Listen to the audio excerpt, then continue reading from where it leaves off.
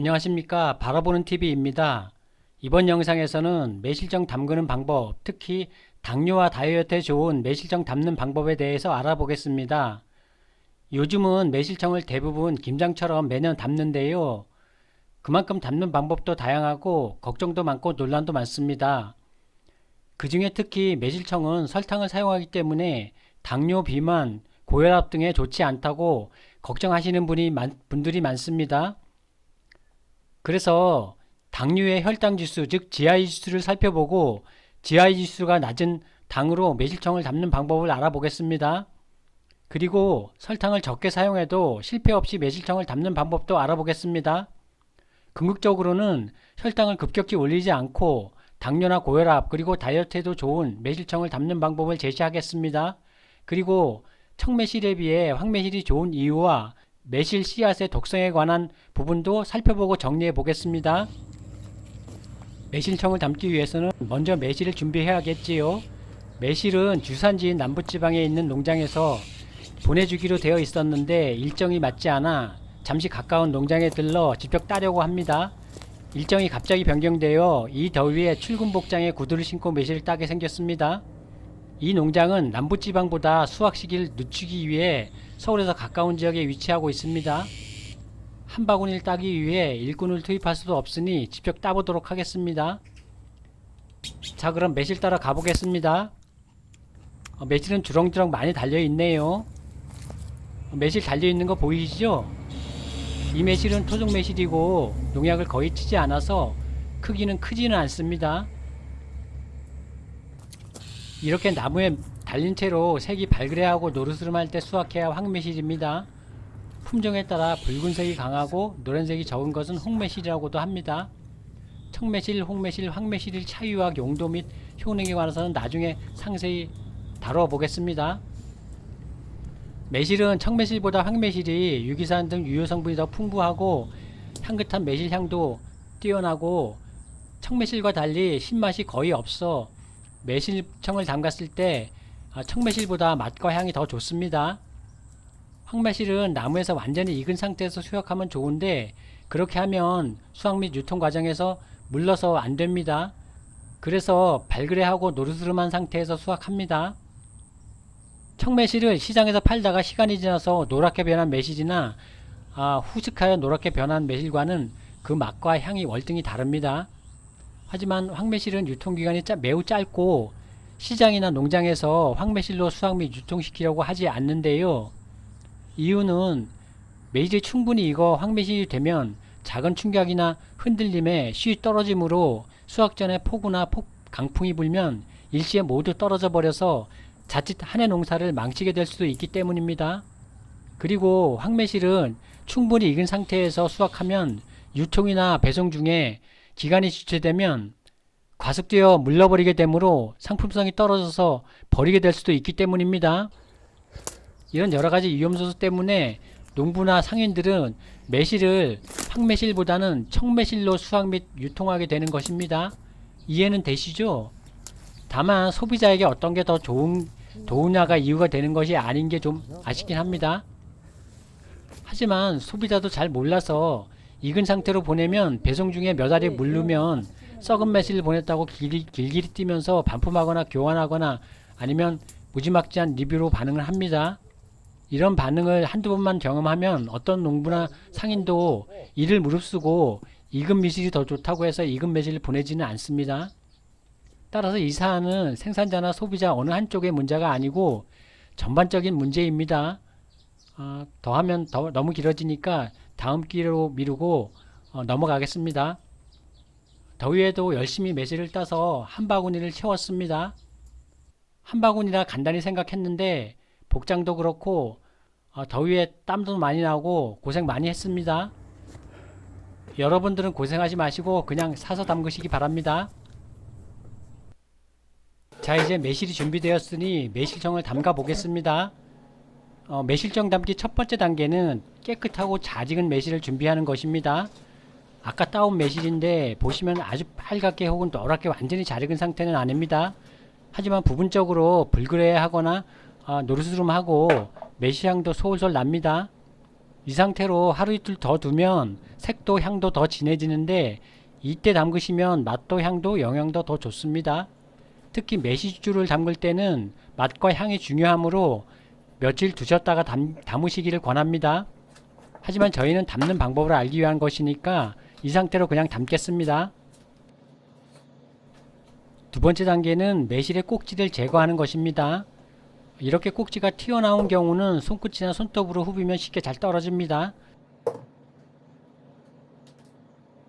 하지만 꼭지가 이렇게 깊숙이 들어있는 경우에는 이쑤시개 같은 뾰족한 것으로 매실의 꼭지를 제거합니다.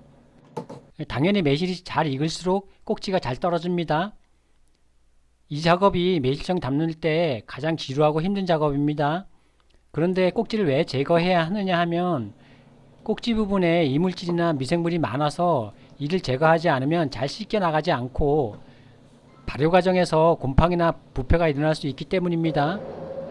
그리고 발효 과정에서 꼭지가 자연히 떨어져서 매실청이 지저분해지므로 꼭지는 제거하는 것이 좋습니다. 세 번째는 흐르는 물에 매실을 깨끗이 씻는 단계입니다.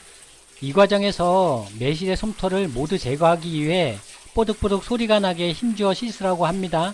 그렇지 않으면 세균이 번식하기 쉬워 발효 과정에서 곰팡이가 생겨 실패한다고 주장합니다. 그런데 이건 반은 맞고 반은 틀린 주장입니다. 왜냐하면 매실이 익으면 솜털 부분도 현저히 줄어들고 완전히 익으면 거의 솜털이 없이 매끈매끈해지므로 풋매실이나 청매실 초기에나 해당되는 내용이고 청매실 후기나 황매실의 경우에는 솜털이 거의 없으므로 그냥 잘 씻으시면 됩니다. 네 번째로 물기를 제거하기 위해 채반에 받쳐서 통풍이 잘 되는 그늘에서 약 2시간 이상 물기를 말려줍니다. 이때 충분히 말려 물기를 완전히 제거하는 것이 좋습니다. 물기가 남아있으면 매실청이 발효하는 중에 곰팡이가 피거나 썩는 경우가 발생할 수 있으니까 충분히 말려주셔야 합니다. 기왕에 말리는 김에 색과 향이 더 진해지도록 넉넉하게 하루 이틀 더 두셨다가 담으시면 좋습니다. 다섯 번째로 소독하여 물기를 제거한 용기에 황매실과 설탕을 1:1 비율로 켜켜이 채워줍니다. 이것이 일반적인 매실청 담그는 방법입니다. 그리고 이 부분이 당뇨, 고혈압, 그리고 비만에 안 좋다고 걱정하는 대목이기도 합니다. 왜냐하면 설탕은 혈당을 급격히 올리는 것으로 알려져 있으니 걱정이 되는 것도 당연합니다. 그래서 설탕의 비율을 줄이자니 발효 과정에서 곰팡이가 피거나 해서 실패할까 걱정이 돼서 함부로 설탕을 줄이지도 못합니다. 그래서 이번 영상에서 그런 걱정을 깔끔히 해결해 드리겠습니다. 즉 혈당 걱정 없고 실패할 염려 없는 매실청 담는 방법을 알려드리겠습니다. 두 가지 방식이 있습니다. 먼저 혈당지수, 즉 GI 지수가 현저히 낮은 비정제 설탕을 사용해서 매실청을 담그는 방법입니다. 비정제 설탕은 원당이라고도 합니다. 비정제 설탕, 즉 원당은 사탕수수를 화학적으로 정제하지 않고 전통적인 방식으로 끓여서 증류시켜서 정제합니다. 따라서 각종 무기질과 미네랄이 그대로 남아있고 당도는 99.3%입니다. 반면 일반 설탕은 화학적인 방식으로 정제하므로 각종 무기질과 미네랄이 전혀 없고 순수한 당분만 남습니다. 따라서 당도는 100%입니다. 그리고 비정제 설탕과 일반 설탕의 혈당지수, 즉 GI 지수를 비교하면 설탕은 109이고 원당은 47입니다. GI 지수 표는 한국식품영양학회에서 2021년에 발표한 자료를 토대로 하였습니다. 혈당 지수는 영어로는 그라이시믹 인덱스, 줄여서 GI 지수라고 합니다. 여러분들도 많이 들어 잘 아시겠지만 부연 설명을 하면 음식을 섭취한 후 혈당이 상승하는 속도를 나타내는 수치입니다. 기준은 포도당 100g을 섭취했을 때 혈당 상승 속도를 100으로 두고 각 음식 100g을 섭취했을 때 혈당이 상승하는 속도를 0에서 100까지 값으로 산출합니다. 혈당 지수가 높은 음식은 혈당이 빠르게 상승해서 인슐린의 가행 분비를 일으킵니다. 따라서 당연히 당뇨를 유발하고 인슐린이 가행 분비되면 혈당이 저하되면서 체지방 축적이 일어나서 비만을 촉진하기도 합니다. 같은 양의 당질을 가지더라도 혈당 지수가 낮은 식품이 당질의 흡수 속도가 느려서 상대적으로 식후 혈당의 변화가 적다고 볼 수 있습니다. 혈당 지수가 55 이하이면 낮은 혈당 지수, 56에서 69는 보통 혈당 지수, 70 이상이면 높은 혈당 지수 식품으로 분류합니다. 따라서 비정제 설탕, 즉 원당과 일반 설탕을 같은 양을 사용하더라도 혈당 지수, 즉 GI 지수가 원당이 일반 설탕보다 현저히 낮으므로 원당으로 담은 매실청이 당뇨나 다이어트에 더 좋은 매실청이 되는 것입니다. 그런데 비정제 설탕이 GI 지수가 낮아도 설탕은 설탕이니까 많이 사용하는 것이 마땅치 않을 수도 있고 부득이 일반 설탕을 사용해서 담아야 하는 경우가 있을 수 있으므로 설탕을 적게 넣고 매실청을 담지만 실패하지 않는 방법을 알아보겠습니다. 일반적으로 설탕과 매실을 버무려 넣거나 아니면 설탕과 매실을 켜켜이 넣는데 이렇게 하면 안 됩니다. 왜냐하면 이렇게 하면 설탕이 많이 들어가서 매실과 거의 같은 비율로 들어가게 되므로 설탕의 양을 줄일 수가 없습니다. 그럼 어떻게 하느냐? 먼저 매실을 용기에 가득 채워 넣고 이후에 설탕을 붓습니다. 이렇게 하면 매실의 공급, 즉 비어있는 부분으로 설탕이 흘러 들어가게 되는데 더 이상 흘러 들어가지 않을 때까지 넣습니다. 이렇게 하면 설탕의 양을 적게는 4분의 1만 넣고도 매실청을 담을 수 있습니다. 비율로는 매실과 설탕이 10대 2.5, 즉 매실 10kg에 설탕 2.5kg만 들어가는 것입니다. 그런데 설탕을 너무 적게 넣으면 단맛이 적어서 매실청이 새콤 쌉싸름하니 맛이 없더라고요. 경험적으로는 매실과 설탕의 비율이 최소한 10대 4나 10대 5 정도는 돼야 매실청이 맛이 있더라고요. 그래서 설탕의 비중을 높이기 위해서는 매실을 채우는 중간에 설탕을 뿌려주거나 매실을 듬성듬성 넣어서 공급률을 높여서 설탕을 많이 들어가게 하거나 위에 설탕을 더 넣어서 두껍게 덮어주면 됩니다. 이렇게 설탕을 적게 넣어도 발효 중에 곰팡이가 피거나 해서 매실청을 실패하거나 하지는 않습니다. 왜냐하면 아랫부분은 공기와 접촉하지 않으므로 곰팡이가 피거나 부패하지 않고 윗부분이 문제인데 이 부분은 설탕으로 덮여 있어서 곰팡이나 부패 부분으로부터 보호가 됩니다. 그리고 설탕이 녹으면서 액체가 되면 아래로 흘러서 아래는 용액에 잠김으로 괜찮고 윗부분도 설탕이 덮여 있고 액체가 되면 용액이 잠기게 되고요. 수시로 저어주면 곰팡이가 전혀 피지 않아 실패하지 않게 됩니다. 다만 병의 윗부분을 가득 채우면 발효 과정에서 끓어 넘칠 수 있으니까 가득 채우지는 말고 약 85% 정도만 채우시기 바랍니다.